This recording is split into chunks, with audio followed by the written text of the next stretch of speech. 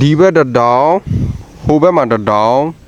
ဟယ်လိုဂိုင်အားလုံးပဲမင်္ဂလာပါကျွန်တော်ဒီနေ့တောင်ကြားထဲရောက်နေရပါဗျာဟုတ်ကဲ့ကျွန်တော်ကတဘာဝ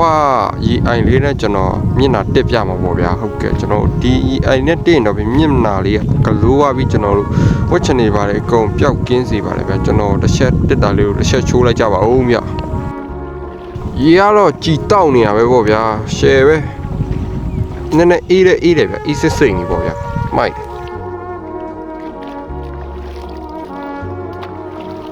ဟုတ်ကဲ့ကျွန်တော်အခုချိန်မှာတော့ကျွန်တော်တက်လိုက်ပါပြီဗျကျွန်တော်တို့လန်ဆန်တက်ကြဝါပါပြီဗျဟုတ်ကဲ့ချက်အိုးအစ်စိတ်နေပဲဗျကျွန်တော်တနေ့တာလုံးကိုကျွန်တော်လန်ဆန်လေးနဲ့ဖြတ်တန်းသွားနိုင်ပါပြီဗျဟုတ်ကဲ့ဒီဗီဒီယိုတွေကတော့ဒီလောက်ပါပဲဗျကျွန်တော်တို့နောက်ဗီဒီယိုမှာပြန်တွေ့ကြမယ်ဗျအားလုံးကိုကျေးဇူးတင်ပါတယ်ကျွန်တော်နာမည်ကတော့မောင်အောင်ဖြစ်ပါတယ်ဒင်နဒန်